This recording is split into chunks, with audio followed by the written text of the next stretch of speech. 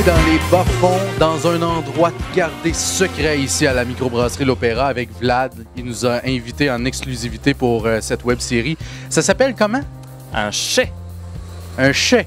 C-H-A-I. C'est là où on garde tous les barils et les fûts, c'est ça? C'est ça, c'est un terme qui s'applique normalement au domaine viticole. Donc c'est là qu'on garde les fûts de chêne de vin quand le vin est en train de maturer tranquillement. Donc ça se dit aussi pour la bière, donc c'est le chai de l'Opéra.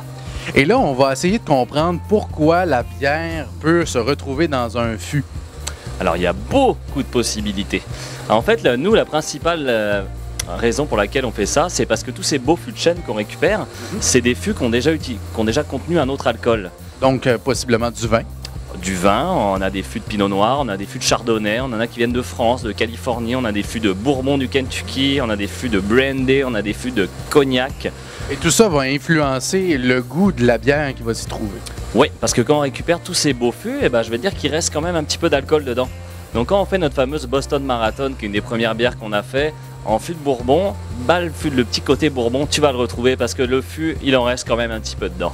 Et là, comme tu l'as dit, il y a plusieurs variétés de fûts. Vous en avez plusieurs ici. On ne dira pas ce qu'il y a à l'intérieur, mais par contre, on peut vraiment aller sentir et goûter ces diverses influences du fût.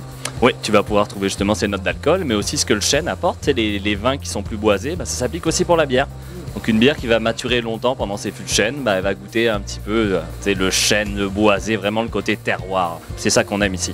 Les fûts, ça vous permet plein de choses ici à la microbrasserie, entre autres, de ne pas avoir toutes vos bières dans les cuves qui sont en haut au brassage. C'est ça, parce qu'on a des bières qu'on va laisser maturer, on va dire, pour justement qu'elles s'imprègnent du goût du bois et puis de l'alcool qu'il y avait dedans. On peut laisser ça pendant un an et demi, 2 ans même si on veut. Mais on ne pourrait pas utiliser nos cuves là-haut de 1000 litres ou 2000 litres pour garder ça, sinon ce serait comme condamner notre microbrasserie parce qu'on ne pourrait plus faire de bière. Donc ici on entrepose, ça reste tranquille et puis on est assuré de ne pas y toucher, et puis comme ça on aura de la bonne bière d'ici une couple d'années. Vous n'y toucherez pas et les gens qui travaillent ici non plus. Non plus, peut-être pour goûter parce qu'il faut quand même la goûter régulièrement pour voir où ça en est rendu, tous ces petits travaux là de... Et donc, c'est intéressant aussi parce qu'avec les fûts, vous pouvez mettre les bactéries pour la fermentation. Puis, avec les pores de bois, il y a de l'oxygène qui peut passer, ça traverse. C'est ça, le chêne, il a cette vertu en fait d'être un petit peu poreux. Donc, tu vas avoir un peu d'oxygène qui va passer pour pouvoir continuer une petite fermentation. Tes petites levures vont travailler. Puis, les petites bactéries aussi, c'est les bières qu'on aime justement. On peut avoir un petit côté acidulé. Puis, les petites bactéries, ça leur prend de quoi vivre un petit peu. Donc, un petit peu d'oxygène, puis ça va être parfait. En ce moment, là, à l'Opéra, qu'est-ce qu'on peut goûter qu'il y a de disponible? Alors dans ma boutique, j'ai ma Boston Marathon justement, qui est une Old Ale qu'on a laissé maturer en fût de bourbon. On a toute notre série de saison breton, donc une bière qui a été maturée en fût de chardonnay avec des fruits. Puis je pense qu'on va en avoir quelques-unes qui vont s'en venir incessamment sous peu.